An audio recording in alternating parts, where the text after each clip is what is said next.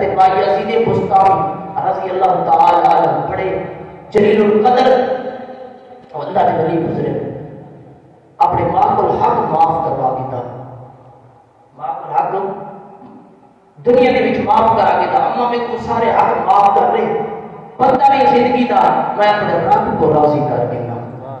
اما دعا نہیں جوان بچڑا جتھا میں نے میں اپنے سارے حق معاف کر دیتے ہوں میں نے پہ جنگلہ دے وچ 12 سال زندگی جنگل دے وچ گزاری ہے۔ ایک بار خیال آیا اج اما کو نہ ملا ہوا، سمجھ آنی پئی خیال آیا اما کو نہ ملا ہوا تو او تھوڑے ڈرے جڑے بستان دے علاقے پہنچے نا ترار تھی گئی آکے جیری ماں کو سارے حق معاف کرائی لگی آج اما تا سنتی پئی ہوتی مان کے تکلیف نہ دیواں بہت کھڑا کے ساری رات کھڑے رہے دروازے سے کھڑے رہے اور مٹھے نے جے تہجد کا ٹائم کیے نالی دے وچوں پانی نکلن لگے سوچے نا ہن اما اٹھی گئی ہوسی تہجد کا ٹائم ہے پانی باہر نکلنا ہے سبحان اللہ دروازے تے کھڑی تھی گیا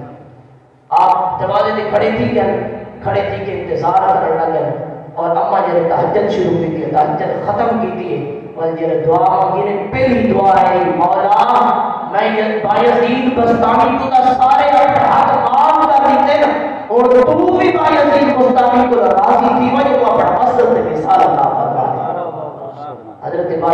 بایزید بستامی رومن لگے پھاڑ مار کے اندر میں داخل تھی عرض کرنا ربا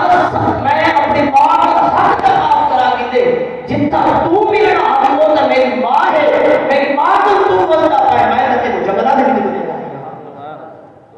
میں تے کتھا بولے دا رہیا جنگلہ دے وچ بات پیو واسطے دعا کرنا بات پیو کافر ہوئے ماں کافر ہوئے